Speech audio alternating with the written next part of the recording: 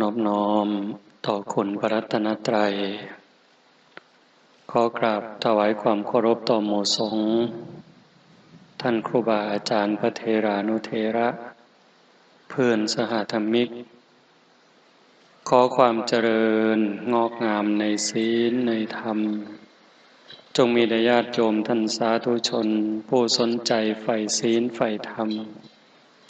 ผู้แสวงหาคุณงามความดีผู้ใฝ่บุญใฝ่กุศลทั้งหลายที่มาร่วมทำบุญในเช้าของวันนี้โดยทั่วกันทุกท่านทุกคนณโอกาสนี้ในช่วงเวลาต่อจากนี้ไปอาตมาภาพก็ขอถือโอกาสใส่เวลาในส่วนนี้เพื่อจะได้น้อมนำเอาพระสัทธรรมอันเป็นหลักธรรมคำสอนขององค์สมเด็จพระบรมศาสดาสัมมาสัมพุทธเจ้ามาปรารภสู่เพื่อนพุทธบริษัททั้งหลายให้ได้ยินได้ฟังเพื่อเสริมสร้างศรัทธาความเสื่อปัสสาทะความเลื่อมใสพร้อมทั้งวิริยะความภาคเพียรให้เกิดขึ้นมีขึ้นในดวงจิตดวงใจของหมู่เฮาทั้งหลายจนกว่าสิสมควรแก่การเวลาก็เจริญพรญาติโยมผู้ที่ประนมมืออยู่ได้วางมือลงเนาะนั่งในท่าที่มันสำบายกายนำสำบายใจนำห่มผ้าซะเอาออกมาห่มก็ถือเป็นเรื่องธรรมดาขันบ่หนาวเฮาก็ว่าฝนสิบ่ดีร้อนก็ถามหาหนาวหนาวก็ถามหาเย็นสิเอาอีกเอาพอดีขจักพอดีมันอยู่บนใดใกล้เข้าใจว่านี่คือธรรมชาติอากาศภายนอกมีร้อนมีหนาวบัดภายในใจเฮาเด้ก็มีร้อนคือกันมีเย็นคือกันมีสงบมีวุ่นวายของภายนอกควบคุมบ่ได้แต่ว่าภายในนั้นคันผู้ใดได้ฝึกได้ฝนได้อบได้ร่มได้ทำความเข้าใจก็สามารถจะควบคุมความร้อนให้ลดลงความวุ่นวายให้สงบลงด้วยเหตุนี้แหละพี่น้องญาติโยมชาวบ้านโพนทองบ้านไก่ผู้ใฝ่ในบุญในกุศลผู้หักในคุณงามความดีผู้หวังความเจริญรุ่งเรืองแห่งจิตวิญญาณก็จังได้ตุ่มได้โฮมกันเฮ็ดงานปฏิบัติธรรมขึ้นมาเว้าหลายๆทีว่าเฮาเฮ็ดงานแนวนี้บ่แม่นว่าเฮาสิเฮ็ดงานเอาบุญอย่างเดียวเบื้องต้นเฮาก็คิดว่าเฮ็ดงานเอาบุญนั่นล่ะบุญสื่อว่าความสุขความสงบความดีความงามนำมาซึ่งความสำเร็จในชีวิตสิ่งที่เฮาหวังเฮาอยากได้ในเรื่องราวของความถูกต้องดีงามที่มันสิเป็นไปได้สมหวังอย่างคิดอันนั้นคือบุญเป็นผู้ส่งเสริมเป็นผู้ชักใยเป็นผู้กำกับอยู่เบื้องหลังแต่พอโดนไปหลังจากเฮาได้ศึกษาได้ยินได้ฟังได้ประพฤติปฏิบัติได้ทำความเข้าใจก็ยกระดับจากงานบุญธรรมดามาเป็นงานศึกษางานเรียนรู้งานฝึกงานฝนงานอบรมบ่มจิตบ่มวิญญาณสูงขึ้นไปกว่านั้นเข้าใจหลายกว่านั้นงานจังสี่คืองานสิขูดเก่าเผาล้นถอดถอนกิเลสตัณหาความโกรธความหลง ความอิจฉาริษยา อาฆาตพยาบาทจองเวรหน่อยเหนือต่ำใจที่มันเคยข่มเหงดวงจิตดวงใจนี่ให้มันอ่อนกำลังลงยกจิตที่มีภูมิศีลภูมิธรรมให้สูงกว่าอารมณ์ของโลกหลวงปู่ชาเพิ่นเว้าคำหนึ่งคนหลงโลกคือคนหลงอารมณ์คนหลงอารมณ์ก็คือคนหลงโลกกะแมนอีหลีหลงหักหลงสร้างหลงดีใจหลงได้หลงมีนั่นก็คือคนหลงโลกติดอยู่ในโลกจมอยู่ในโลกจมอยู่ในวัฏสงสารถามว่ามันผิดอยู่มันก็บ่ผิดแต่ว่าพระพุทธเจ้าสอนให้เฮาย่านโทษภัยของวัฏสงสารโทษภัยของการเวียนว่ายตายเกิดเพราะว่ามันหาความแน่นอนบ่ได้ต่ำสุดถึงอบายนรกเวจีสูงสุดจนถึงภวกพรหมเวียนวนไปมาหาความแน่นอนหาความปลอดภัยอันใดบ่ได้คันเฮาหลงอารมณ์ของโลกรักโกรธเกลียดกลัวก็อยู่ซำนี้ล่ะเที่ยวขึ้นเที่ยวลงหาความแน่นอนอีหยังให้เจ้าของบ่ได้คันผู้พิจารณา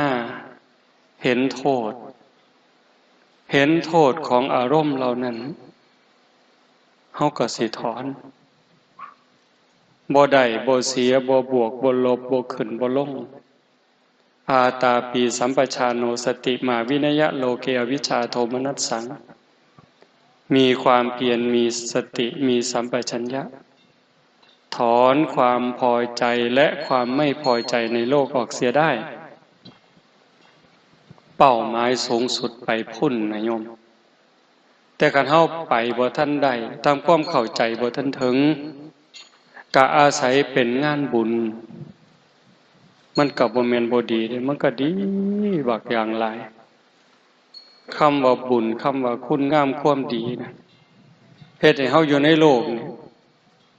ได้อย่างบ่ทุกข์บ่ร้อนบ่ลำบากจนเกินไปคำโบราณเพิ่นจังว่าคันสิเที่ยวทางเวิงให้หาห่มบังหัวคันสิเที่ยวทางไกลไถถงให้มีพร้อมคันสิไปทางหน้าให้หาทิ้งบังใหญ่ตักน้ำไว้เต็มบังจังค่อยไปทิ้งว่าไว้บังใหญ่คือโตเฮาวัฏฏะสงสารนั้นใหญ่ยาวเข้าเงินกองบุญสร้างกุศลแห่คิดหำทางหน้าพุ่นผัดยังกวงกว่าหลังศีลนั่นเป็นห่มกังคันยู่ใหญ่บังหัวท่านนั่นเป็นเสบียงใส่ถงให้มีพร้อมแม่นสิไก่ยาวเยินภาวนาตักน้ำใสไก่ปันไดกะบ่ยานทิ้งบังได้เติมเต็มปู่ย่าตายายเพิ่นสอนลูกสอนหลานเอาคำสอนของพระพุทธเจ้ามาเป็นกรอบเป็นขั้นล่องเป็นแสงสว่าง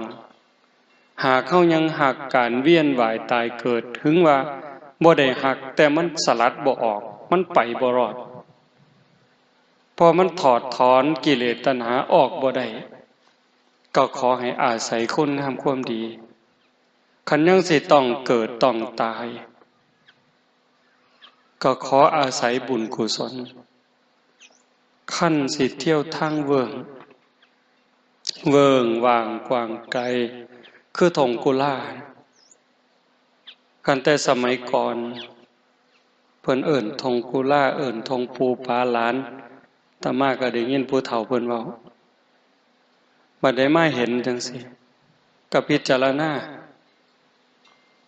คันบ่มีกกยูคาบ่มีกอไผ่บ่มีกกกฐินนรงค์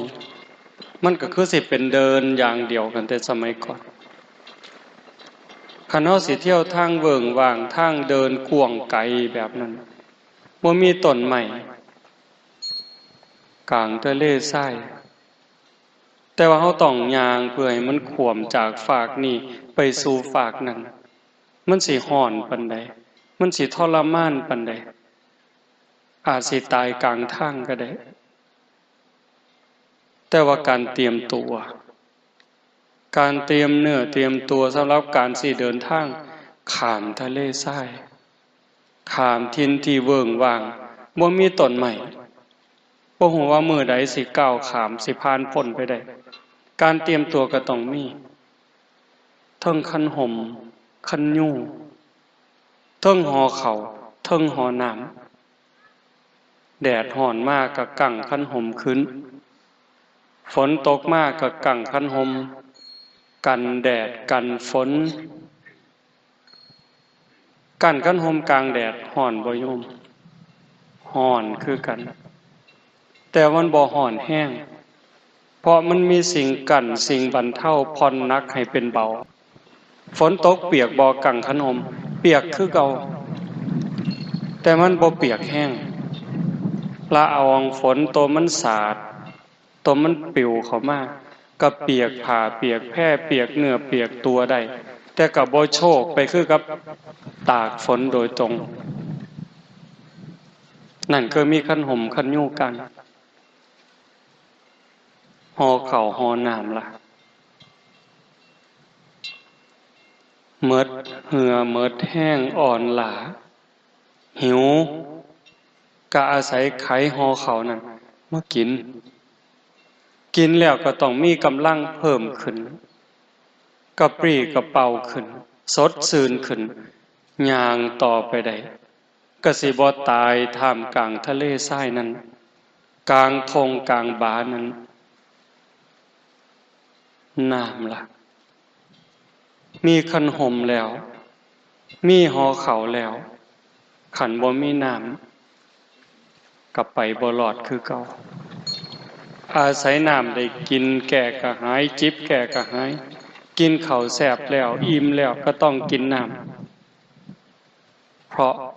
สังขารร่างกายจะต้องเป็นไปด้วยธาตุทั้งสี่ดินเติมดินน้ำเติมน้ำลมเติมลมไฟเติมไฟน้ำก็เป็นปัจจัยหนึ่งขาดอาหารอาจสิ3 มื้อ4 มื้อหรือเป็นเดือนจังตายแต่ว่าขาดน้ำล่ะ3 มื้อ5 มื้อก็หมดชีวิตลงคันเฮามีทั้งห่อข้าวมีทั้งคันยูมีทั้งกระบังน้ำเฮาก็สามารถสิไปรอดปลอดภัยข้ามทงข้ามทะเลทรายจากฝากนี้ไปสู่ฝากนั้นได้ปู่ย่าตายายเพิ่นถึงสอนลูกสอนหลานคันเฮายังสิต้องเวียนว่ายตายเกิดตัดกิเลสถอนตัณหาออกจากจิตจากใจบ่ได้ก็ขอให้ได้อาศัยการเก็บเกี่ยวสัมภารธรรมเก็บกรรมบุญกุศลสร้างที่เพิงให้กับดวงจิตดวงใจเพิ่นจึงบอกว่าคันสิเที่ยวทางเวิงให้หาห่มบังหัวห่มคือศีลศีลคือความสำรวมระวังรักษากายวาจาใจนั้นให้มันมีความสงบเป็นปกติศีลเป็นอุบายออกจากการเบียดเบียนตนเองและผู้อื่นพ่อได้โยมคันโลกทั้งใบคนทั้งโลกนี่มีศีลสงครามบ่เกิดการเอารัดเอาเปรียบกดขี่ข่มเหงบ่เกิดการฉ้อโกงบ่เกิดโรคเครียดโรคประสาทโรควิตกกังวล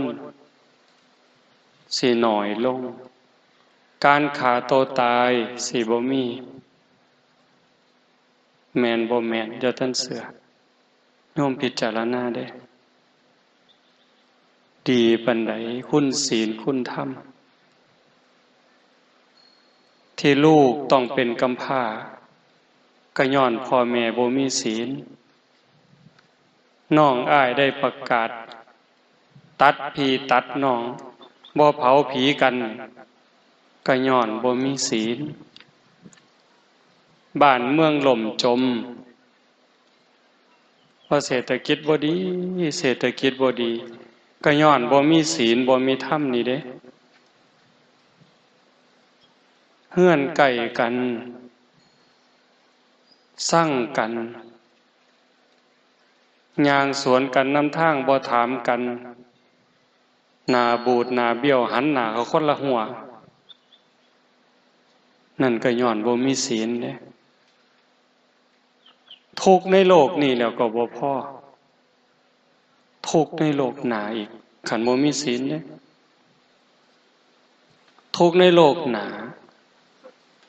คันบ่ผิดศีลเอาเป็นชาวบ้านก็ตามคันบ่มีศีลมันสิมีโทษหยังที่นำเฮาลงสู่อบายมีนรกเป็นต้นคือเฮาเบิ่งในรูปน้ำสาราวัดฆ่าสัตว์ตัดชีวิต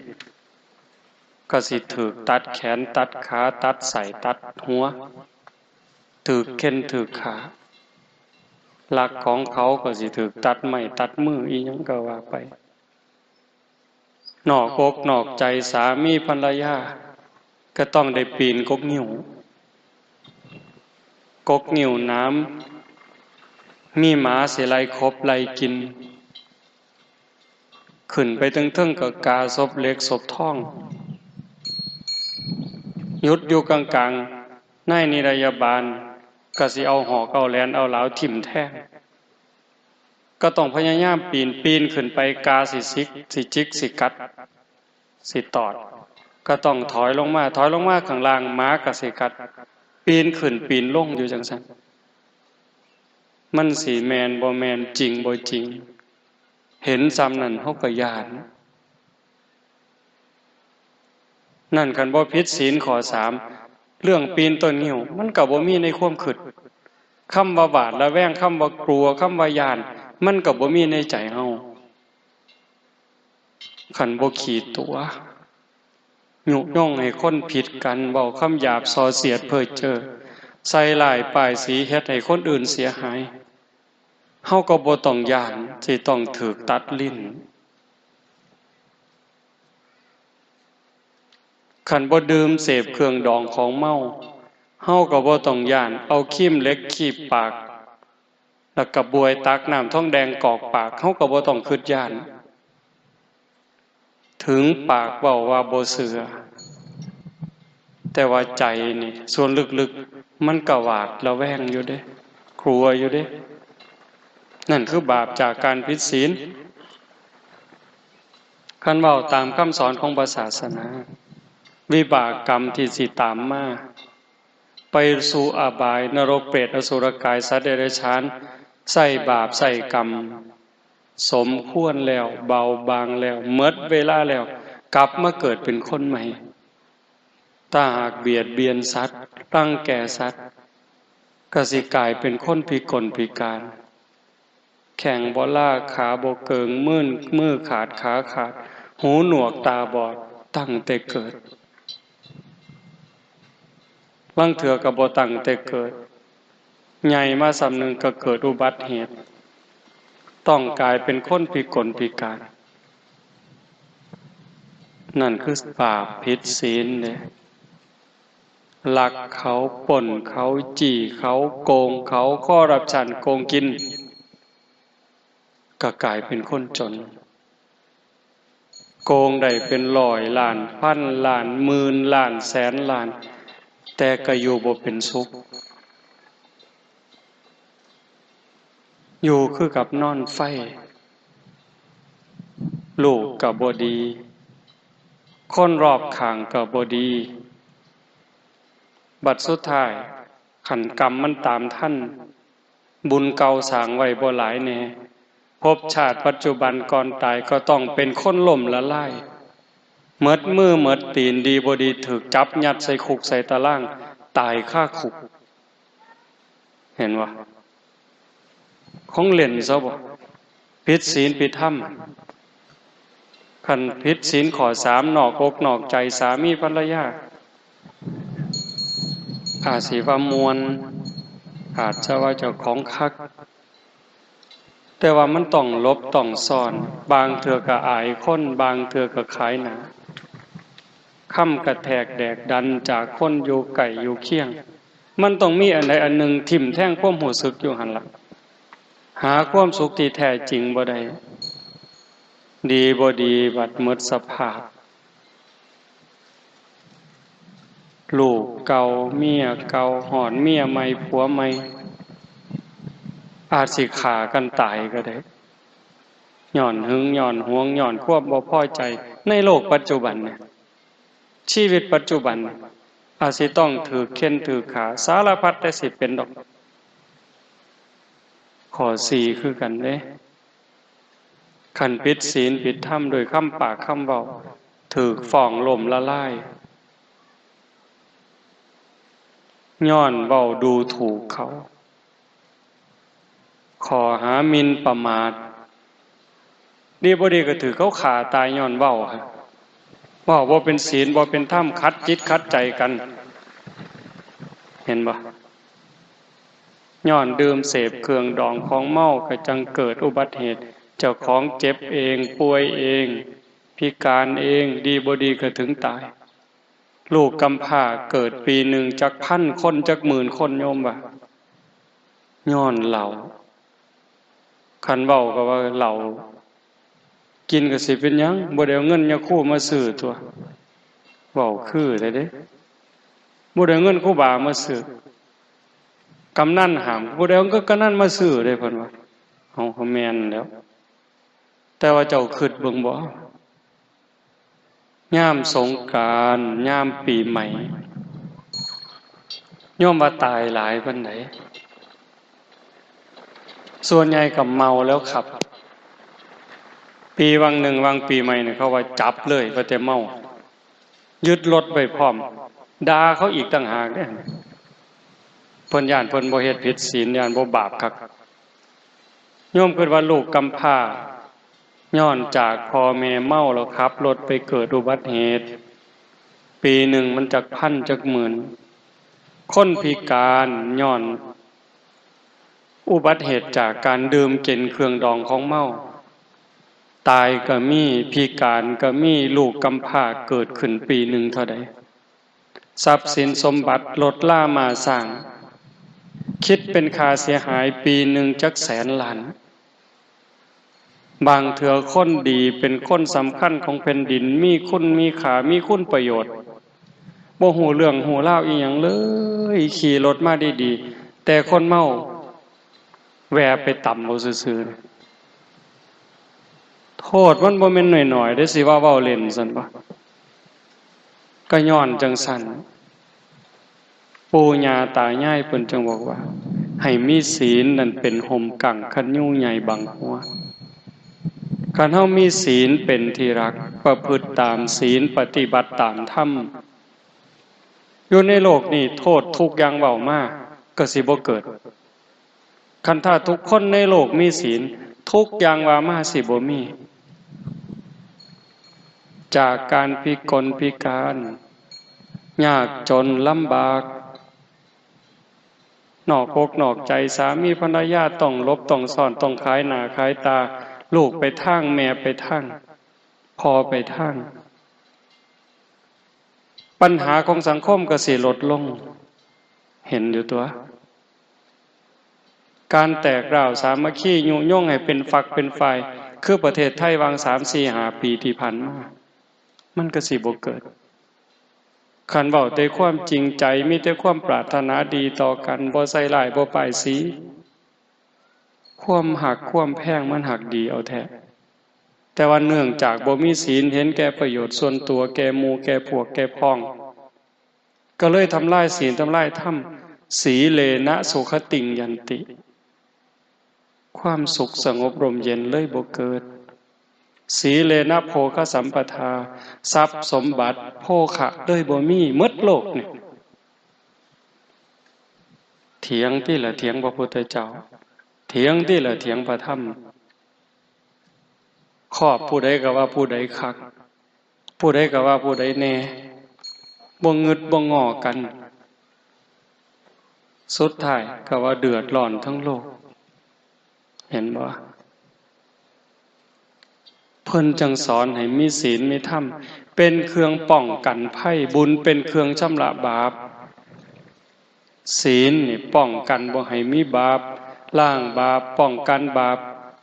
เกิดมาชาติใหม่ก็สวยก็งามรูปร่างดีสวดทรงดีผิวพรรณดี สติปัญญาเฉลียวฉลาดทุกสิ่งทุกอย่างศีลเป็นเครื่องดลบันดาลเป็นเหตุเป็นปัจจัยให้สิ่งเหล่านั้นมันเกิดมันมีร่างกายดีสวดทรงดีโรคภัยไข้เจ็บหน่อยอายุยืนเห็นบ่ศีลนั่นเป็นห่มกั่งคันยูใหญ่บังหัวสิเกิดอีกจักภพจักชาติก็สิเป็นหยังคันเฮามีศีลมีธรรมได้สร้างบุญเอาไว้เกิดมาชาติใด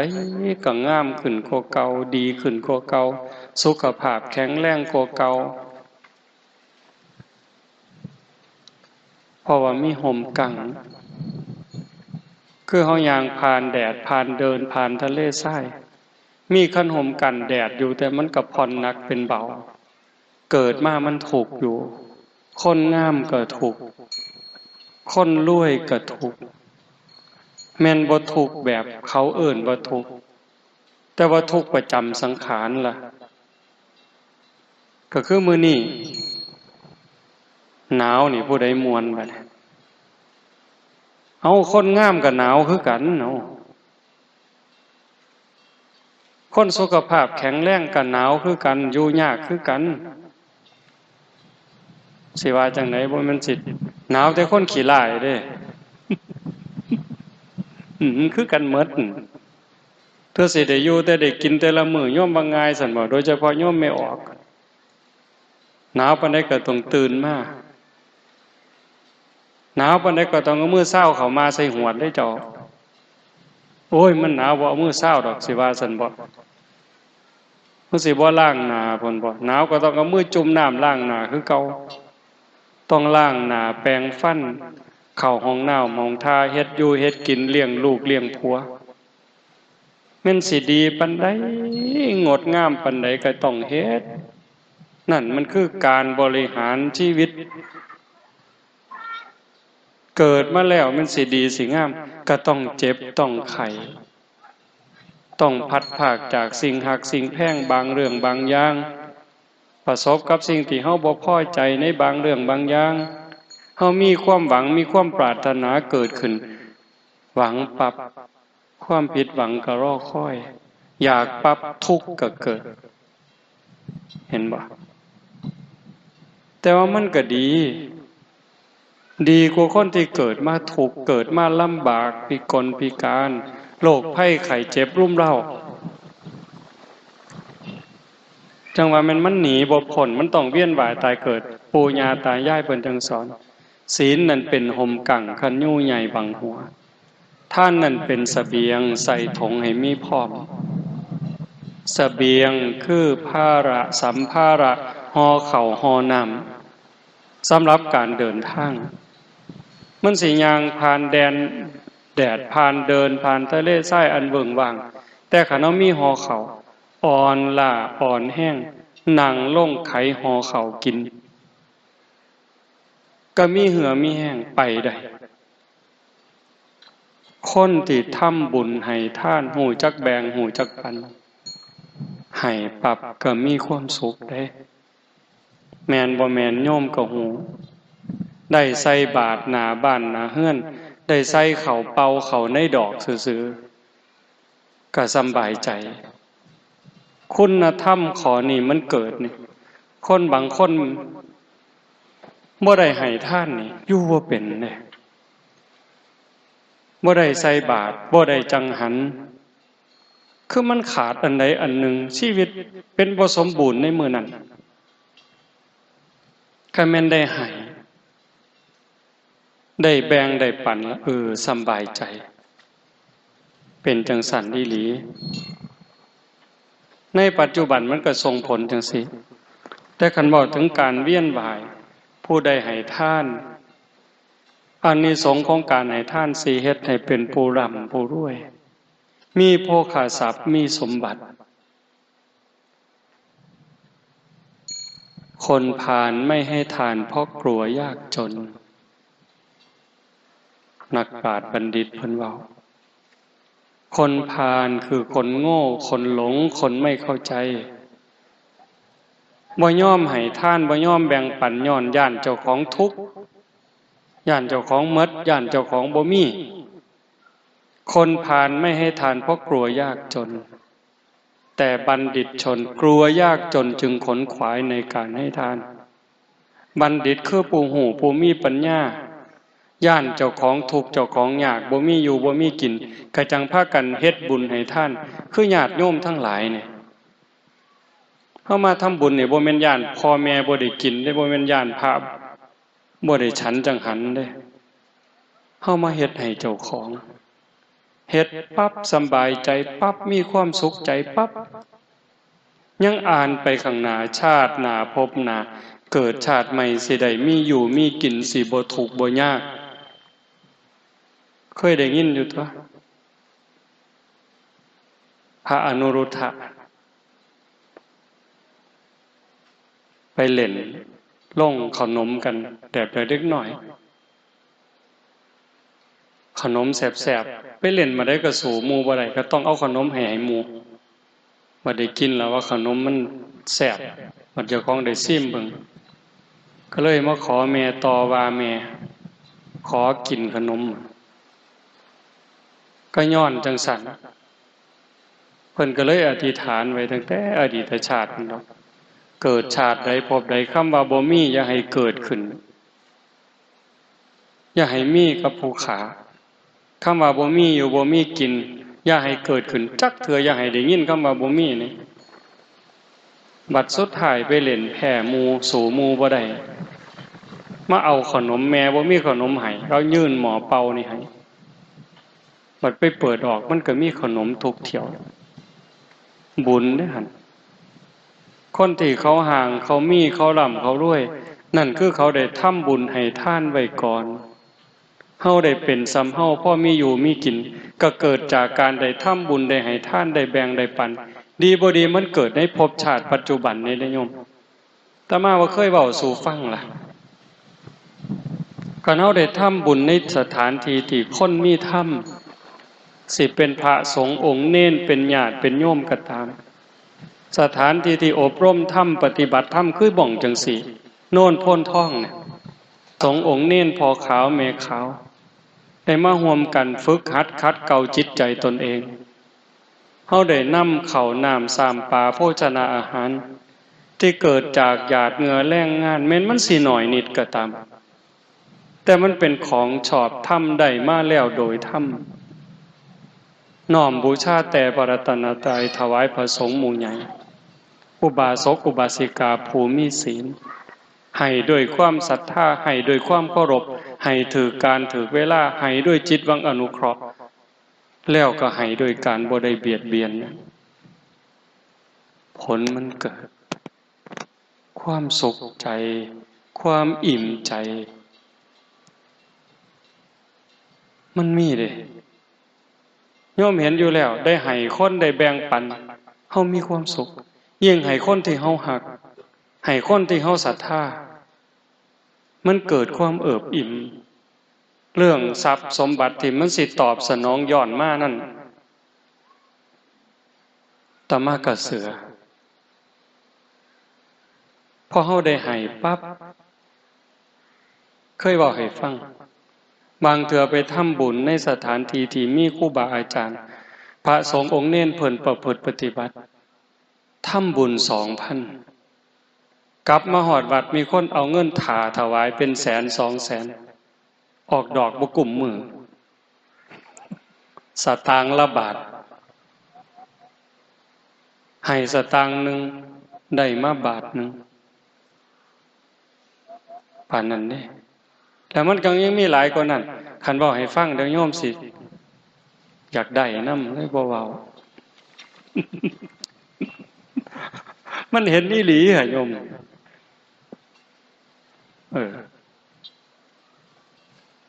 คันเฮามีจังสั่นก็คือเฮามีหอเข้าในการเดินทางเกิดจักภพจักชาติก็บ่ทุกข์บ่ยากอยากได้หยังก็ได้อยากมีหยังก็มีเฮือนอยู่พออาศัยมีรถลามาสร้างการเดินทางก็บ่ลำบากอยากหยังก็ได้กินเหลียวลงหน้าก็มีหน้าเจ้าของเลี้ยวขึ้น โคกก็มีไร่เจ้าของมีสวนเจ้าของลูกก็ดีผัวก็ดีเมียก็ดีเกิดจากบุญทั้งหมดคันเฮาได้เจริญภาวนาได้ฟังเทศน์ฟังธรรมได้ทำความเข้าใจจังซี่สิมาเกิดจักภพจักชาติก็ตามก็กลายเป็นคนมีสติมีปัญญามีความเฉลียวฉลาดรอบคอบบ่หลงเหล่บ่หลงเหลี่ยมบ่โดนโกงบ่โดนเอาเปรียบคันคนบ่ฟังเทศน์ฟังธรรมบ่ได้เจริญภาวนาก็โง่ไปถูกตัวถูกต้มนักเข้าไปกว่านั้นปัญญาอ่อนนั่งอยู่ใส่น้ำลายเหยโยดอยู่กันคือบ่กันน่ะดังนั้นการได้ฟังเทศน์ฟังธรรมบ่แม่นเรื่องเล่นอันซุ่มบ่พอปัวนี่เพิ่นว่าของฟรีนี่บ่มักฟังเทศน์บ่มักของฟรีฟังเทศน์กับฉีดยาวัคซีนที่แท้การฟังเทศน์นี่เฮ็ดให้เกิดปัญญาถามซุ่มแม่ใหญ่พ่อใหญ่ที่นั่งอยู่นี่โง่วันใดฟังเทศน์คันเทศน์ทำคำสอนของพระพุทธเจ้าเด้เว้าเรื่องราวของชีวิตเรื่องความเป็นจริงเกิดแก่เจ็บตายทั้งที่เรื่องเฮาฮู้เด้นี่เกิดแก่เจ็บตายเนี่ยเกิดเป็นทุกข์จังใดแก่เป็นทุกข์จังใดเจ็บเป็นทุกข์จังใดตายเป็นทุกข์จังใดเกิดทางร่างกายเป็นทุกข์จังสี่เกิดทางสังขารทางความคิดทางความรู้สึกอุปาทานน่ะทุกข์อีกแบบใดคันเฮาเข้าใจจังซั่นแม่นสิเจ็บสิไข้ล้มหมอนนอนเสื่อแต่ว่าใจสบายใจบ่กังวลฮอดเวลาคนที่เฮาหักเฮาแพงสามีก็ตามภรรยาก็ตามลูกหลานพ่อแม่ล่วงลับจากไปแล้วเฮาบ่ถูกฟูมฟ้ายน้ำตาจนกระทั่งขาดสติสัมปชัญญะก็บ่เกิดกับคนได้ฟังธรรมได้ทำใจไว้ก่อนธรรมเนี่ยเป็นเครื่องนำออกจากทุกข์ได้ธรรมะคือความจริงธรรมะคือความถูกต้องธรรมะคือธรรมชาติธรรมะคือหน้าที่ธรรมะสูงสุดเป็นเครื่องนำออกจากทุกข์โยมไม่ออกเฮานี่ผู้ปฏิบัติธรรมอยู่สามีจากไปขันบ่มีธรรมเป็นจังได๋เข้มแข็งปานใดเจ็บไข้ได้ป่วยขันบ่มีธรรมสิเข้มแข็งส่ำใดกายป่วยใจป่วยบ่พอตายก็ตายนี่แต่ว่าคันจิตใจเข้มแข็งล่ะอาจจะมีน้ำหูน้ำตาเป็นเรื่องธรรมดาพระอริยเจ้าระดับโสดาบันก็ห้องไห้พระอานนท์ก็ห้องไห้นายสุทัศน์ก็ห้องไห้นางวิสาขาก็ห้องไห้จนผมเปียกคือว่าแต่ว่าหูท่านถอนจิตถอนใจท่านบ่ฮักจนเป็นบ้าน้อมก็เห็นบ่คนฮักจนเป็นบ้าบ้าสำใดบ้าจนตายผู้สาวนอกใจก็ฆ่าตัวตายเอาผู้บ่าวนอกใจก็ฆ่าตัวตายเอาบ้าสำใดบ้าจนตายเลยสั่งแล้วบัดนี้สั่งก็สั่งจนตายคือกันแค้นจนตายก็อักเลือดตายมันบ่พอดีแต่คันมีปัญญาปั๊บเป็นเรื่องธรรมดาดอกเกิดขึ้นตั้งอยู่ดับไปมีความเปลี่ยนแปลงเป็นธรรมดาบ่มีอีหยังสิเป็นของเฮาที่ยั่งยืนถาวรเมื่อวานอาตมากลับมาจากสกลมาพักเทศน์อยู่ยโสพระเพิ่นก็มาเว้าเรื่องนั่นเรื่องนี้สู่ฟังเรื่องหมู่กันซึกเว้าไปเว้ามาก็บ่เป็นตาอยู่ห้วยเฮาบ่ได้ส่วนหมอนั่นมาเกิดได้ล่ะเว้ยเกิดมาแล้วก็บ่ได้ส่วนหมอนั่นมาบวชนำกันเด้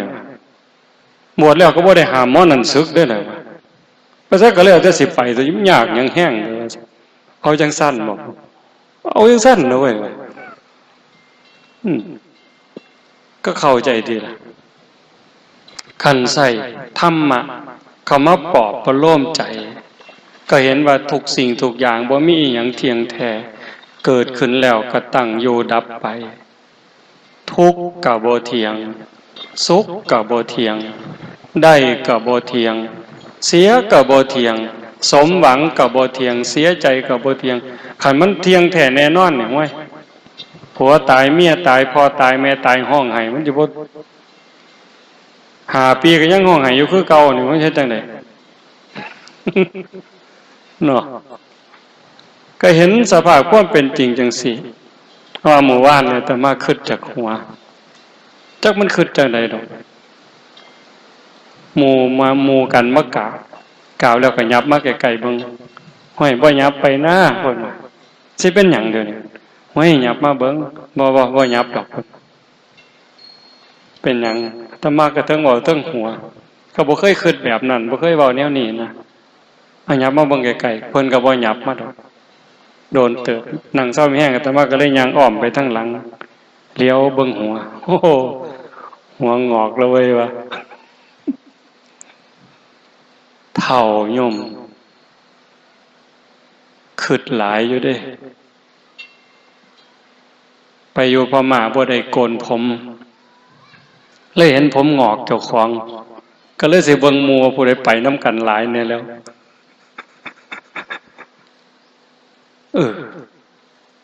แต่ก่อนก็ว่าเจ้าของเด็กหน่อยแต่มาเริ่มอีหลีโยมอาตมาเริ่มนับอายุเจ้าของนับอายุเจ้าของนี่จำได้ว่าตอน23ตอน25จากนั้นลืมเลยลืมนับโอ้มันลืมแม่โยมข้าแต่เฮ็ดเวียกข้าแต่เฮ็ดงานจนลืมนับอายุเจ้าของโอ้บัดวาง 2-3 มื้อเห็นผมงอกเฮ้ยว่ะผมงอกเนี่ยโตอายุจักปีแล้วเว้ยมันนับเบิ่งว่ามันเป็นปู่คนแล้วตัวมันเป็นพ่อใหญ่แล้วเด้นี่โอ้มันเป็นแนวหาวแล้วเด้อโตเด้อว่ะต้องเฝ้าเตรียมเนื้อเตรียมตัวแล้วบอกแต่โยมได้ว่าสิเหลือเวลาอีกจักมื้อจักวันจักเดือนจักปีแต่ว่าเจ้าของเพิ่นลืมนับเห็นบ่นั่นก็บ่เที่ยงสังขารร่างกายก็เปลี่ยนแปลงอยู่ตลอดการเฮาได้ฟังธรรมจี้จุดให้เฮาได้เบิ่งความเป็นจริงของสังขารของชีวิตของร่างกายของโลกของธรรมอยู่บ่อยๆการปรงจิตปรงใจว่างจิตว่างใจให้ยอมรับความเป็นจริงก็ยอมเกิดขึ้นเฒ่าก็มีคุณค่าเฒ่าก็มีความสุขร่างกายอ่อนล้าร่างกายเฒ่าแก่แต่จิตใจหนุ่มกระชุ่มกระชวยย้อนศีลย้อนธรรมแม้กระทั่งล่มหมอนนอนเสื่ออยู่ในโรงพยาบาลป่วยแต่กายหากจิตใจมีธรรมยิ้มแย้มแจ่มใสรักษาโรคภัยไข้เจ็บหายได้แต่มายกตัวอย่างหลายคนล่ะโยมเคยได้ยินนะหลวงพ่อปัญญานันทมุนีเจ้าอาวาสวัดชลประทานเป็นมะเร็งลำไส้หมอเขาขีดเส้นตายบ่เกินมิถุนายน2553มื้อนี้หลวงพ่อแข็งแรงหมอซุ่มมาหลวงพ่อสิตายหลายคนน่ะมื้อนี้แข็งแรงทำการทำงานได้ปกติ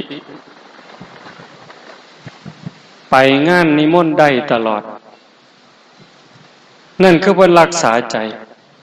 นักซ้ำใดโยมว่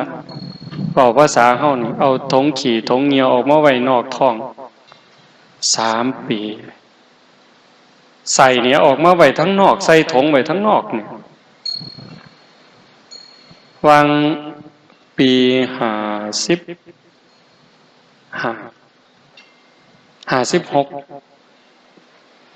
เอาลำไส้เข้าไปคืนท้องผ่าตัดเอาใส่ยัดลงขึ้นเฮ็ดคือเฮ็ดเหรียญนี่ติดเชื้อห้ามเยี่ยมบ่มีผู้ใดเข้าเยี่ยมได้อยู่4 เดือนเต็มๆคิดว่าหมดล่ะบ่มีโอกาสแต่บัดสุดท้ายฟื้นรอดออกมา ย้อนรักษาใจอย่างเดียวเฮ็ดจังได๋สิรักษาใจได้คันบ่มีปัญญาเด้ปัญญาสิเกิดมาจากหยังก็เกิดจากการได้เจริญภาวนาได้ฟังเทศน์ฟังธรรมได้ทำความเข้าใจงานอบรมธรรมปฏิบัติธรรมที่โน่นพ้นท่องเฮาเนี่ยจึงเป็นงานที่ครบวงจรทั้งทานทั้งศีลทั้งภาวนาคันจะเว้าถึงบุญนี่มันเต็มที่อยู่แล้วเต็มที่บ่เว้าเล่นเด้โยมคอยคิดคอยอ่านคอยทบคอยทวนทุกคนที่มีส่วนร่วมได้บุญบ่น้อยลองเบิ่งว่าในขณะที่โลกมันห่อนมันห้นคนเอารัดเอาเปรียบบ่มีระเบียบวินัยบ่เคารพกฎหมายบ้านเมืองบ่เคารพกติกาสังคมบ่เคารพศีลบ่เคารพธรรมลูกบ่เสือฟังพ่อแม่ลูกศิษย์บ่เสือฟังครูบาอาจารย์บ้านเมืองบ่ฟังผู้นำคนดีคนมีศีลมีธรรมนี่กลายเป็นตัวตลกเป็นบ่แถวนี่คนดีมีศีลมีธรรมกลายเป็นตัวตลกกลายเป็นคนบ่มีค่ากลายเป็นคนโง่หั่นนี่แต่ว่าคนเกเรคนพาลเป็นบุคคลดีได้หน้าได้ตาได้ถูกยกย่องได้รับเสียงสรรเสริญมียศมีบริวารขอให้รวยขอให้ซื้อเหล้าสู่กินนั่นล่ะคนดีแต่ว่าคันเป็นแบบนั้นทั้งหมดบ่อนใดล่ะสิอยู่ใดแผ่นดินห่อนคือไฟคนดีต่างหากคนมีศีลมีธรรมคือพ่อใหญ่แม่ใหญ่ญาติโยมเฮาทั้งหลายคันคือเฮาอยู่กันจังซี่มันสิเดือดร้อนบ่คมเหงกันบ่เอารัดเอาเปรียบกันบ่ซุมหมู่นี่ย่านบาปนี่แม้แต่คิดบ่ดีบ่งามโอ้ยมันสิบาปเพิ่นย่านฮอดความคิดเจ้าของเด้ย่านมันเป็นบาปเพิ่นคิดบ่ถูกบ่ดีคำเว้าคำจาเว้าบ่ถูกแน่พลาดแน่โอ้ยย่านบาปคันเว้าถึงครูบาอาจารย์ก็ต้องขอขมาลาโทษการกระทำทางกายกับพ่อกับแม่กับพี่กับน้องคันมันบ่ถูกต้องก็ย่านบาปต้องไปกราบขอขมาได้เล่าสู่เพิ่นฟังได้สารภาพผิดคันจิตใจคนทั้งหลายเป็นแบบนี้แล้วโยมว่าหมดโลกเนี่ยบ่ว่าสินับถือพุทธคริสต์อิสลามพราหมณ์ศิกคันจิตใจคนในโลกเป็นแบบนี้สงครามมีบ่ได้ปัญหาระหว่างประเทศมีบ่ได้นั่นคืออานุภาพของศีลของธรรมธรรมะคำสั่งสอนของพระพุทธเจ้าหากเป็นจังซี่ปู่ย่าตายายเพิ่นจังว่าโตภาวนาคือบังน้ำบังทิ้งหอดห่มจิกยังสิได้สวยหลังหอดห่มหั่งยังสิได้สวยหน้าหอดห่มว่ายังสิได้อาบกินได้จิบแก่กระหายขันคนมีปัญญาแม่นสิเกิดมามันสิทุกข์สิยากลำบากลำบนปานใดก็เอาตัวรอดแก้ปัญหาเฉพาะหน้าไปได้ปลดเปลื้องภาระของชีวิตไปได้งานศีลงานธรรมอาตมาจึงบอกว่า1ละเป็นงานบุญ2เป็นงานศึกษาหลักธรรมคำสอนของพระพุทธองค์ได้ทำความเข้าใจได้ฝึกหัดพัฒนาสูงสุดเป็นการยกระดับดวงจิตวิญญาณให้พ้นไปจากกองทุกข์กองกิเลสมันบ่แม่นเป็นไปบ่ได้เด้อโยมมื้อนี้วันที่6 กุมภาพันธ์ 2559บ่แม่นว่าการประพฤติปฏิบัติสิบ่มีผลธรรมะเป็นอากาลิโกปฏิบัติได้ให้ผลได้ไม่จำกัดการ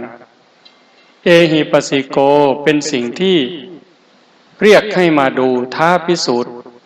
สันทิฏฐิโกผู้ศึกษาและปฏิบัติจะพึงเห็นได้ด้วยตนเองแม่ขาวพอขาวผู้บาอาจารย์ผู้ได้มานั่งเจริญสมาธิภาวนาได้เดินจงกรมได้หู้จักรสชาติอยู่คันเฮามีสติในอารมณ์ปัจจุบันยก ขึ้นย่างไปเหยียบลงมีสติอยู่ที่เท้าซ้ายขวาซ้ายขวาหรือนั่งเบิ่งลมหายใจเข้าออกมีสติสัมปชัญญะเห็นลมหายใจเข้าลมหายใจออกชัดเจนเนี่ยจิตเฮาสลัดอารมณ์ตัดอดีตตัดอนาคตบ่หักบ่สั่งจิตเป็นอิสระอยู่กับเนื้อกับตัวนั่นคือจิตพุทธะเฮาสิเฮ็ดตัวนี้ให้หลายได้จังได๋ตื่มได้จังได๋คันจิตที่สลัดหักสั่งถอนรักหักชังออกจากจิตจากใจได้นั่นคือจิตอิสระนั่นคือจิตพุทธะหักบ่มีสร้างบ่มีกลัวบ่มีเกลียดบ่มีอิจฉาริษยาบ่มียะถาวิมุตตังจิตตังปัจจเวคติพึงพิจารณาตามจิตที่หลุดพ้นมันมีอยู่หมดสู่คนเพิ่นเอิ้นว่านิพพานหน่อยนิพพานชิมลองนิพพานชั่วขณะนิพพานตัวอย่างมันมีอยู่ในใจขันบ่เฮ็ดบ่ทำบ่ปฏิบัติจอดบ่ต้องแจวบ่มีทางหูแต่บ่ได้ซิมเข้าใจอยู่ตัวหูแต่บ่ได้ซิมจักหน่อยสิกินข้าวแตงปลาข้าวมื้อนี้เอ้าเบิ่งแกงนี่เป็นตาแซ่บอ้อมนี่เป็นตาแซ่บเป็นตานัวคักเหลียวเบิ่งด้วยตานี่ก็ว่ามันคักแล้วเว้ยแต่บ่ทันมาแตะลิ้นนี่มันบ่ทันได้ซิมจากการได้หำเฮียนได้ศึกษาได้ทำความเข้าใจกับคักเติบแต่ว่าคันได้ซิมล่ะได้ลงมือสู่การประพฤติปฏิบัติโยมมาจากทางบ้านคือกันยืดตัวตรงๆให้นั่งลองมึงยืดตัวตรงๆหลับตาเบาๆหายใจเข้ายาวๆลึกๆหายใจเข้ารู้หายใจออกรู้มีสติวางไว้ที่จุดลมกระทบผู้บางคนอยู่ในหูดังผู้บางคนอยู่ปลายมองง่วงดังเนี่ยผู้บางคนอยู่ซ่านดังผู้บางคนอยู่ริมฝีปากแล้วแต่คนเพราะว่าลักษณะของดังของปากบ่คือกันหายใจเข้ามันกระทบมันสิเย็นนิดนึงเอาสติไว้หันแปะไว้หันจอบอยู่หันหายใจเข้าเย็นนิดนึงหายใจออกอุ่นน้อยนึงคันเอาเห็นจังสี่ชัดเจนขันมันเด่นมันชัดสติมันกล้ามันตัดอดีตตัดอนาคตหักบ่มีสร้างบ่มีย่านบ่มีกลัวบ่มีน้อยใจเสียใจบ่มีเห็นแค่หม่องล้มเข้าล้มออกชัดเจนปุ๊บนั่นจิตได้พักจิตได้พักโยมเฮาพักแต่กายเฮ็ดเวียกเมื่อยก็ว่านั่งเศร้ามีแห้งนั่งโดนกับว่านอนเศร้ามีแห้งนั่นคือพักผ่อนทั้งร่างกายแต่ว่าใจเจ้าให้มันพักเถื่อนอนมันมือกายหน้าผากโอ้ยอันนั้นน้ออันนี้น้อผู้นั้นน้อผู้นี้น้อโดนเติบหายใจไงพลิกตึบไปอีกครั้งนึงคึดอีกใจสิขาดอีหลีอีล้อบัดพลิกไปอีกทั้งนึงเมื่อคืนยังแจ้งนอนบ่หลับหูนั่งกินข้าวอยู่กับแกงปลาฮ้อนๆแกงไก่ใส่ใบบักขามใส่หัวสีไข่ใส่ขาอ่อนหอมห่วยๆสดแซ่บแต่ลิ้นแต่ว่าใจคิดห่วยอย่าคืนน้ำลายแม่ล่ะมันเป็นตะสดปวดไปเนาะคือใหญ่แกงไก่บ้านอายทวนแล้วบางมีตั้งหน่วยบักขามอ่อนใบบักโกดก็มีสิไข่ก็มีคาก็มีแซ่บคักแล้วเว้ยว่ะแต่ว่าใจคิดมันสิกลืนลงบ่ล่ะนั่นคือจิตมันบ่ได้พักรู้โตนมันบ่บ้ากับใจนี่บ้าได้โยมใจเป็นใหญ่ใจเป็นประธานทุกอย่างอยู่ที่ใจสำเร็จที่ใจบ้ากับใจเป็นบ้าบ่แม่นโตเป็นบ้าเด้อ่านมาบอกพี่บ้าต้องขออภัยเด้อเฮ้ยพี่บ้ามันบ่ได้ด่าคนเด้นั่น บ่ได้ด่าร่างกายเด้แต่ว่าคนบ่ฮู้เรื่องก็ว่าแต่บ่ด่าเอาโตมันนั่นเด้แต่ว่าจริงๆน่ะใจมันเป็นบ้าใจมันสุขใจมันทุกข์ใจมันร้อนใจมันเย็นใจมันดีใจมันหายคันว่าใจดีแล้วเพิ่งได้โอ้ยพ่อใหญ่นั่นเราปากหายซื่อๆดอกหน้าเราหายซื่อๆแต่ว่าใจเราดีเป็นจังได๋บัดนี้ไผญาตินั้นว่าใจดีบ่มีผู้ใดญาติแน่นแต่ว่าโอ้ยอีนายอันนั้น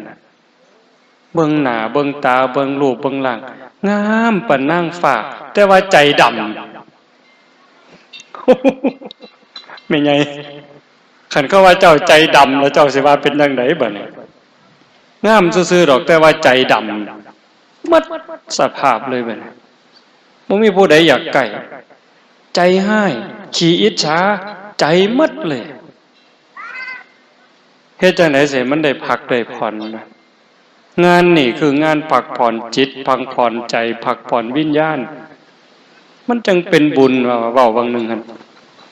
ทุกคนเพราะว่าพ่อครัวแม่ครัวลูกเต้าเราหลานเลิกโรงเรียนมาหั่นผักหั่นหญ้ามาเป็นหมู่แม่ป่าพ่อลุงเตรียมกับข้าวกับน้ำล้วนแต่มีส่วนร่วมในบุญในกุศลทั้งหมดอยากมีแนวเว้าหลายๆหลายๆที่จริงมันหลายแห้งดอกสิมาแก้มือสิแก้คักแก้แนวเว้ยมื้อนั้นบ่แม่นอาตมาลืมเลยโยมอาตมาเขียนกระดาษไว้ว่ามันที่5คักๆเลยเดี๋ยวนี้ก็ว่ามื้อนี้ฟ้าวไปอุบลมื้ออื่นสิไปบ้านโพนทองก็ยังเว้าอยู่บัดไปอยู่อุบลกำลังอยู่ในกสทช.ได้ยินแต่ครูบารับโทรศัพท์โอ้ยมันไปบ่ทันแล้วยายตอนนี้อยู่อุบลแม่นคักๆว่ะ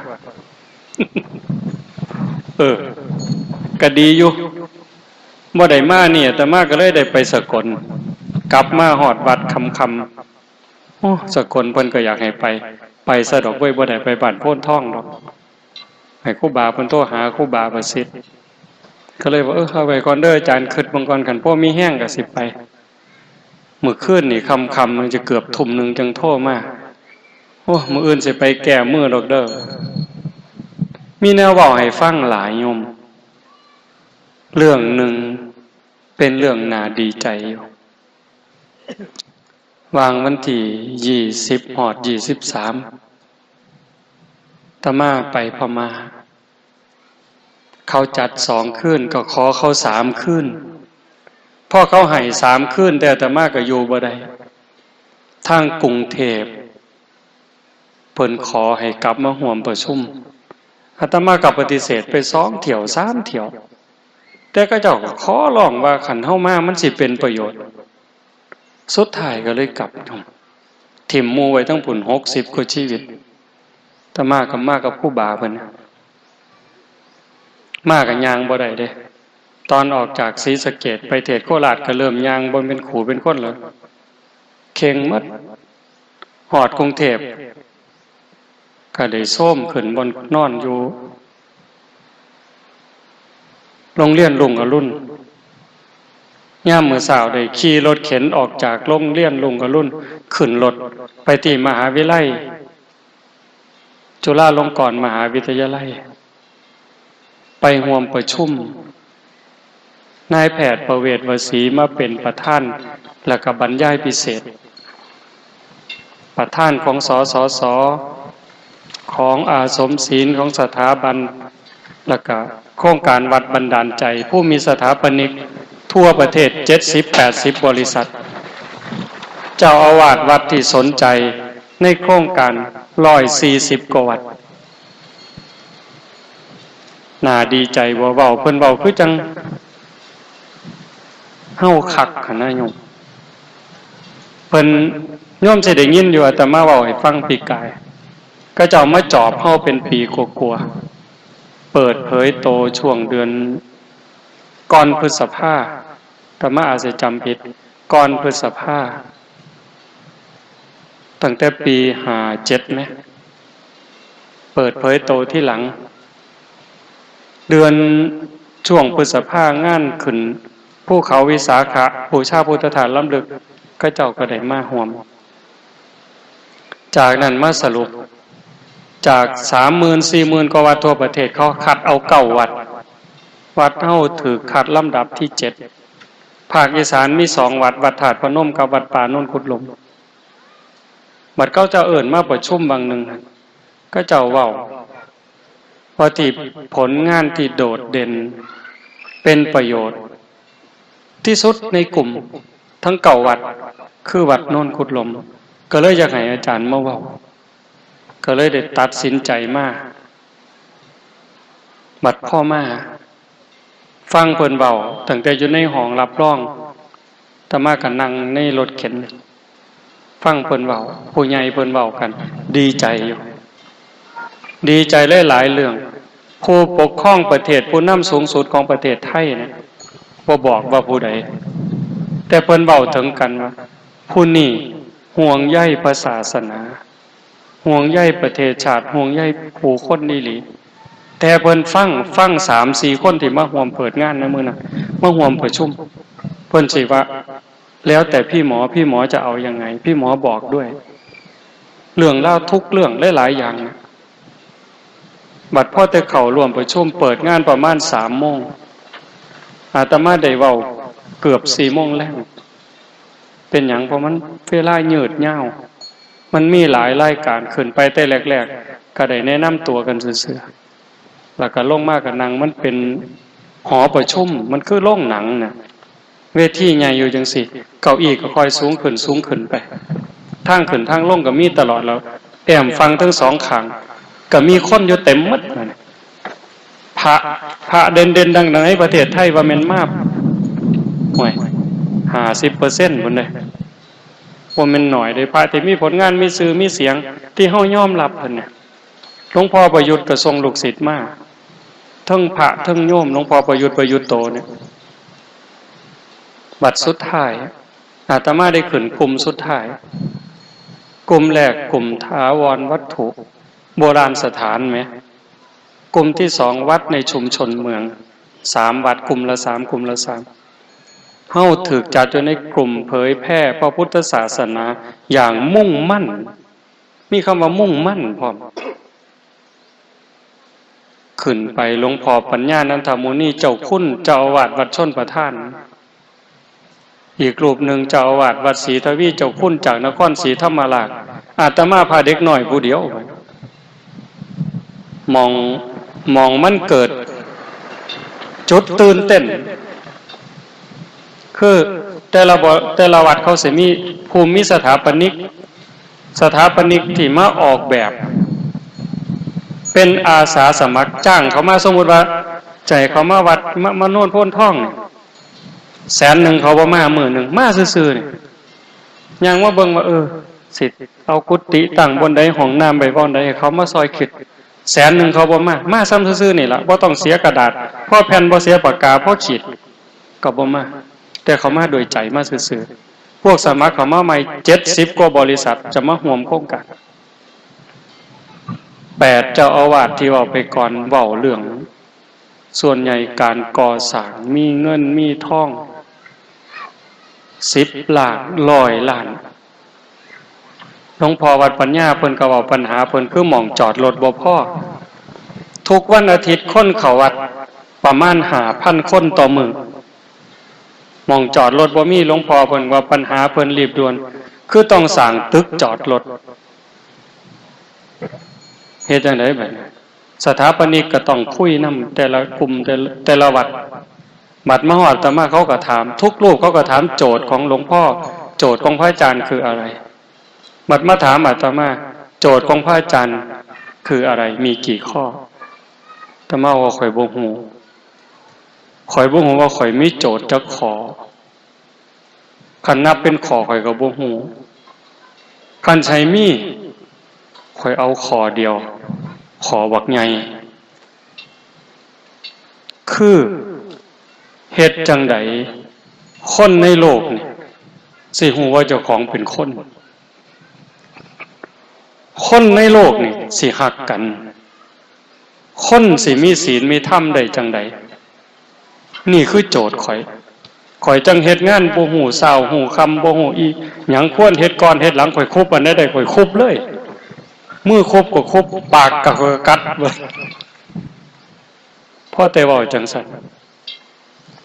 สถาปนิกโยมหมีบริษัทไอโซล่าเพิ่นก็ว่าเพิ่นมาวัดเฮาแต่แรกสิเอาหยังไปต่อสู้คันว่าเป็นการแข่งขันกับอีก8วัดวัดเฮามีแต่ต้นไม้มีแต่ความยากจนเพิ่นก็บ่มีแนวสู้แต่มาเห็นแม่ใหญ่เฮานั่งอยู่ในเฟื่องจังซี่หนึ่งเดียว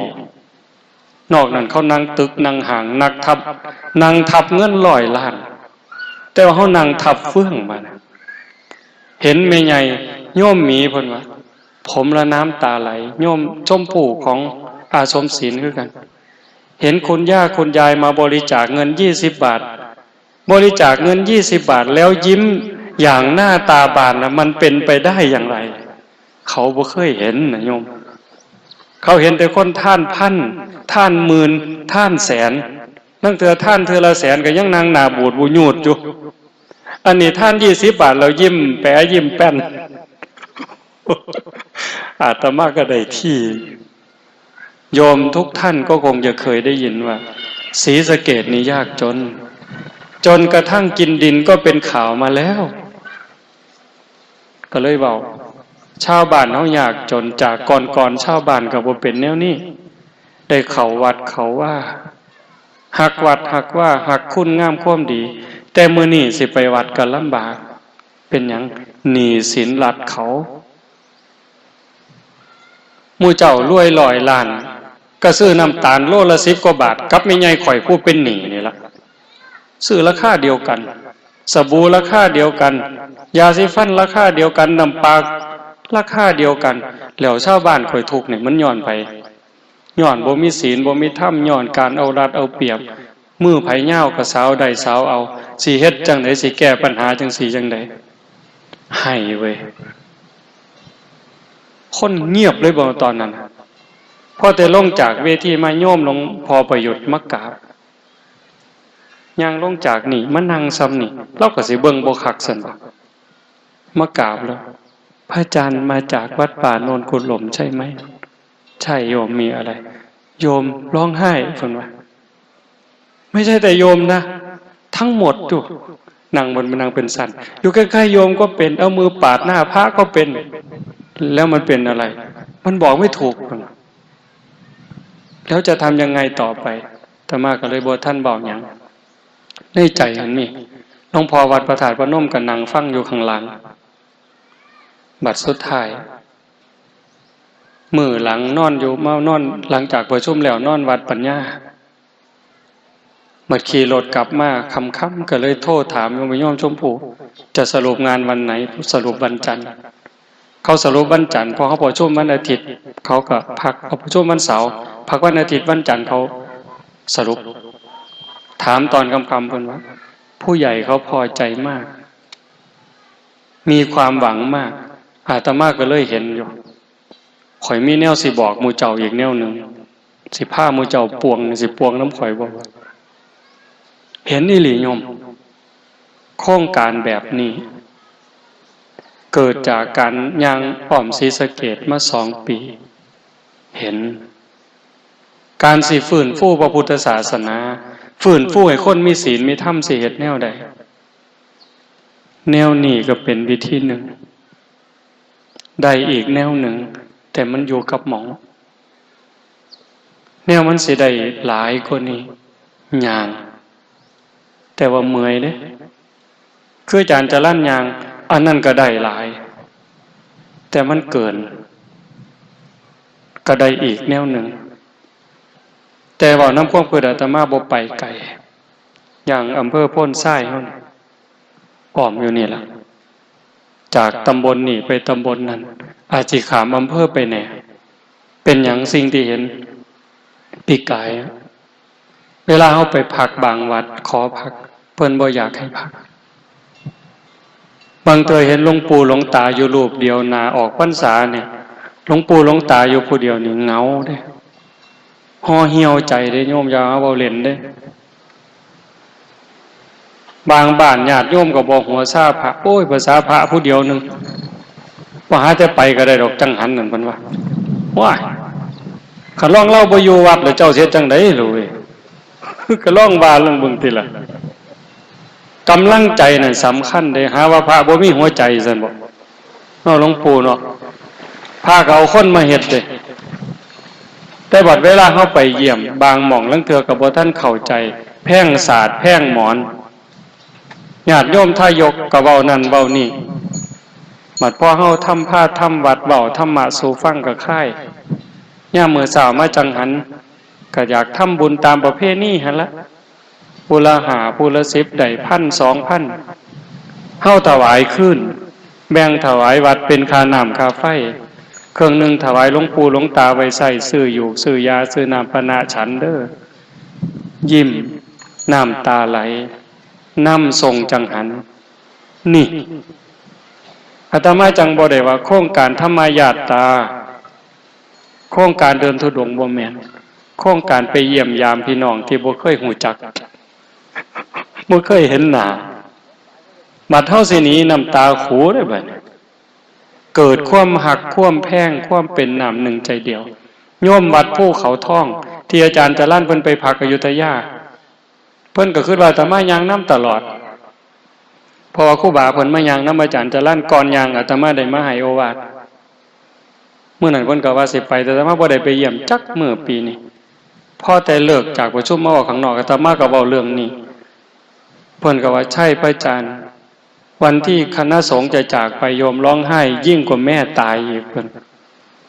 เพราะวัดเราวัดภูเขาทองเพิ่นน่ะตั้งแต่ก่อนน่ะเขตวัดมันไปติดน้ำเจ้าพระยาแต่มันกลายเป็นวัดห่างมาประมาณ100 ปีบัดพอเป็นวัดห่างอิสลามมายึดเอาหน้าวัดติดกับน้ำนั่นกลายเป็นอิสลามไปครึ่งวัดมีเฮือนมีซ่านอยู่บัดคณะสงฆ์ไปพักคนก็เข้ามาดีใจได้มีความสุขโยมมีความรู้สึกเหมือนกับว่าเป็นวัดเดียวกันทั้งประเทศนั่นล่ะคือเป้าหมายนั่นคือเจตนาคันมีโอกาสประชุมอีกอาตมาก็บอกเพิ่นจะเบาเรื่องนี้ให้สนับสนุนเรื่องนี้บ่ต้องไปเรียกร้องหรอกว่าขอศาสนาพุทธเป็นศาสนาประจำชาติอาตมาท้าเลยว่าเกิดมาอีก500ศาสตร์เจ้าก็บ่ได้บ่มีทางคันมันได้แต่หึงแต่เฮาสิเฮ็ดใจเฮาแนวใดตุ่มโฮมกันจังใดฮักกันจังใดแพงกันจังใดซอยเหลือเกื้อกูลกันจังใดคันอยากให้มันได้เป็นโตหนังสือมื้อนั้นเทศอยู่ราศีฮักข้อค้นใส่หน้านกกดรถพวกอดีตสสมานั่งอยู่นำก็เว้าเรื่องนี้คนไทยหมดจังหวัดศรีสะเกษคน101หมด101ไปเรียกร้องก็บ่ได้ดอกโยมความคิดอาตมาเด้บ่มีทางใดคันมันสิได้มีทางเดียวสสย่ามมาหาเสียงนั่นจับมือถามเบิ่งข่อยสิเลือกเจ้าหมดหมู่ข่อยสิเลือกเจ้ารับปากได้บ่ว่าคันเจ้าได้เป็นแล้วเจ้าสิเว้าในสภาพว่าขอพุทธศาสนาเป็นศาสนาประจำชาติเจ้ารับปากข่อยบ่ซุ่มนั่นเว้ามันจังได้เฮาหมดจังหวัดก็บ่มีกำลังทอผู้เดียวเว้านี่แต่ว่าคันความเป็นจริงเนี่ยคันเฮาเฮ็ดจังซี่เด้อญาติโยมเด้อสรุปแล้วเด้คันเฮาเป็นอยู่จังซี่สอนลูกสอนหลานพาลูกพาหลานมาเฮ็ดมาทำพาเขาเข้าวัดเขาว่ามื้อวันเสาร์วันอาทิตย์วันหยุดให้ลูกหลานลงวัดลงว่าได้จังหันหูจักกราบจักไหว้สอนเขาว่าอันนั้นบาปอันนี้บุญอันนี้ดีอันนี้บ่ดีอันนั้นพระสงฆ์องค์เจ้าอันนี้แม่ป่าพ่อลุงปู่ย่าตายายให้มีความเคารพนับถือมีความอ่อนน้อมถ่อมตนมีความกตัญญูกตเวทีฮักวัดฮักว่านั่นคือการปลูกศีลปลูกธรรมปลูกลูกปลูกหลานเฮามีผู้หลักผู้ใหญ่มีผู้เฒ่าผู้แก่เป็นหลักใช้ไม่เฒ่าให้บ้านให้เมืองโยมกำนันก็เป็นหลักเป็นแก่นเอาใจใส่เรื่องศีลเรื่องธรรมผู้ใหญ่บ้านก็คือกันเฮาเป็นจังสี่ชุมชนเฮามันดีเป็นประเทศอันเหมาะสมเป็นประเทศอันสมควร ญาติโยมพี่น้องเฮาก็ถือว่ามีบุญได้มีกัลยาณมิตรเฮาเองก็มีสัมมาทิฏฐิมีความเห็นอันถูกต้องดีงามชัดเจนถูกต้องให้รักษาสิ่งนี้ทุ่มเข้าไปเทเข้าไปหักของเจ้าของนั่นล่ะเฮาสิรักษาศีลรักษาธรรมรักษาวัดว่าศาสนาไว้ได้จะเป็นสมบัติทรงสืบทอดไปฮอดลูกฮอดหลานก็ขออนุโมทนาสาธุกับญาติโยมกับครูบาอาจารย์พระสงฆ์องค์เน้นพระเดชพระคุณหลวงพ่อเจ้าคณะอำเภอโพ้นไส้ได้มาเป็นประธานเป็นกำลังจิตกำลังใจให้ลูกให้หลานทั้งฝ่ายสงฆ์ฝ่ายฆราวาสก็กราบขอบพระคุณขออนุโมทนาสาธุอีกเทื่อหนึ่งท้ายที่สุดก็ขออาราธนาอ้างอิงอำนาจแห่งคุณพระศรีรัตนตรัยคุณของพระพุทธเจ้าพระธรรมพระสงฆ์และอำนาจแห่งบุญกุศลคุณงามความดีที่มีทั้งหมดทั้งมวลในสากลและจักรวาลจงล้อมร่วมเป็นตบะเป็นเดชะเป็นพลวปัจจัยอำนวยหนุนส่งให้ญาติโยมทุกคนทุกท่านจงเจริญงอกงามในพระสัทธรรมคำสั่งสอนขององค์สมเด็จพระบรมศาสดาจนนำพาตนให้พ้นทุกข์พบสุขทุกที่ภารติการโดยทั่วกันทุกท่านทุกคนเถิดสาธุ